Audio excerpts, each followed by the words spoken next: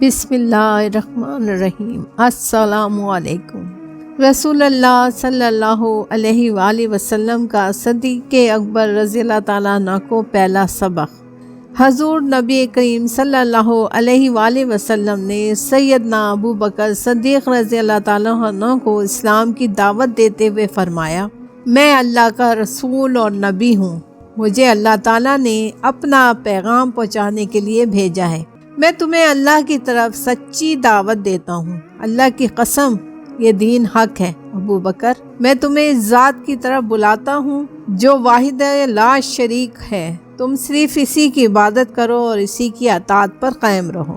سیدنا ابو بکر رضی اللہ تعالیٰ عنہ نے یہ سنتے ہی فوراً دل و جان سے اسلام قبول کر لیا۔ سبحان اللہ۔ آپ رضی اللہ تعالیٰ عنہ نے رسول اکرم صلی اللہ علیہ وآلہ وسلم کی نصرت و حمایت کا اعلان کیا اور اس وعدے کی ہمیشہ جان پر کھیل کر پاسداری کی۔ آزاد مردوں میں سب سے پہلے اسلام کا شرف پانے والے سیدنا ابو بکر صدیق رضی اللہ تعالیٰ عنہ ہی تھے۔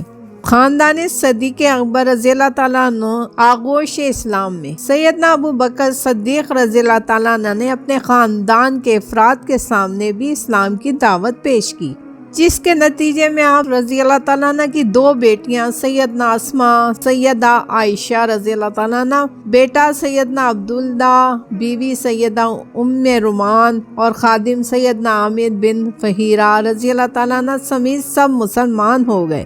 صرف عبد الرحمن ایسے تھے جنہوں نے بعد میں اسلام قبول کیا۔ وہ صلح حدیبیہ کے زمانے میں فتح مکہ سے قبل خدمت نبوی صلی اللہ علیہ وآلہ وسلم میں حاضر ہوئے اور مشربہ اسلام ہوئے۔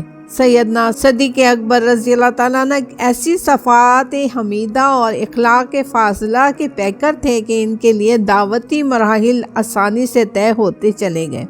آپ کی قوم اور قبیلے کے لوگ آپ رضی اللہ تعالیٰ عنہ کے کردار کی عظمت کے متعارف تھے۔ آپ رضی اللہ تعالیٰ عنہ انس و محبت کے پیکر، نرم خو اور دانش و تدبیر کا مرقع تھے۔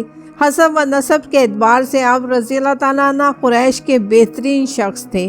آپ کا شمار معاشرے کے معزز، سرکردہ، فصیح و بلیغ اور ایسے سخی افراد میں ہوتا تھا جن کی مہمان نوازی مثالی تھی۔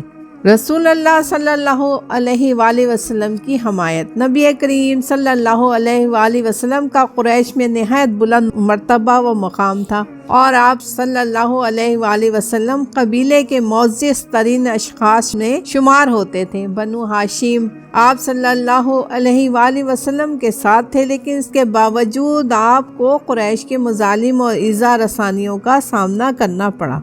جب بت پرستی کی مذمت میں آیات نازل ہوئیں تو قریش خانہ کعبہ میں اکٹھے ہوئے اور ایک شخص کہنے لگا، تم نے سن لیا محمد صلی اللہ علیہ وآلہ وسلم ہمارے بتوں کے بارے میں کیا کہتے ہیں؟ یہ صرف تمہاری کمزوری کی وجہ سے ہوا ہے۔ وہ تمہارے دین اور تمہارے بتوں کے متعلق جس قسم کے الفاظ چاہتا ہے کہتا ہے، لیکن تم خاموش رہتے ہو۔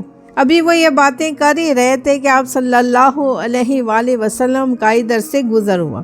جب انہوں نے آپ صلی اللہ علیہ وسلم کو دیکھا تو مشتعل ہو کر جھپٹ پڑے اور کہنے لگے، تم نے ہمارے بتوں کے متعلق یہی الفاظ کہے ہیں؟ آپ صلی اللہ علیہ وسلم نے فرمایا، بے شک میں نے یہی الفاظ کہے ہیں۔